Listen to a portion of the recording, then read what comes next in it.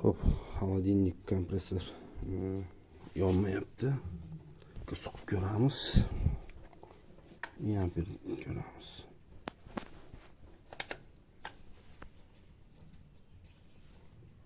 Tak, amper ko'tarilib ketib, hozir relay tashlab chiqiladi. Yurmayapti. Tashladi, uzdi. Buni raskini qilib ko'ramiz. Bunaqa shnurimiz bor. Diodli shnurimiz bilan ko'ramiz, natija beradimi yo'qmi. Xo'p, bu shnurimiz ikkita nimasi. Mana bunday qilib ikkita diod bor. Mana bu izolenta o'ralgan joyda 3 ta nakonichniklari bor. Shu ikkalasini mana shunga ulanadi. Mana shu yerga. Farqi yo'q qaysi biriga ulashga. Bittasi ulandi. İkincisini ulaymiz. İkincisi ulandı. Üçüncüsü.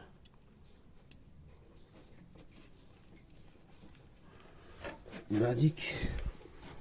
Endi mana shu shnurimizni 5-6 soniyega tokga suqamiz.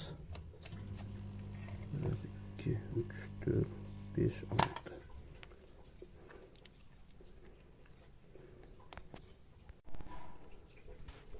Hop, yana takror qilamiz. 2 3 4 5.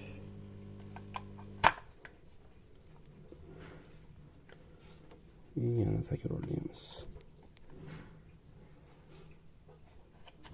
1 2 3 4 5. Hop, endi nima qilib ko'ramiz? O'zini relaysini qo'yib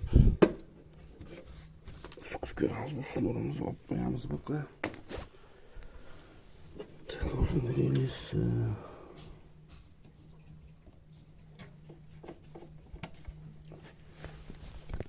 yana klishimiz tekshirgan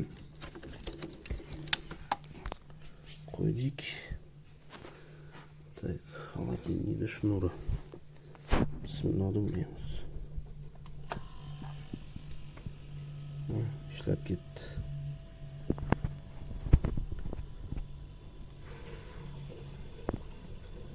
Rasklin qilindi. Endi bu narsa yana bo'lib qolishi mumkin.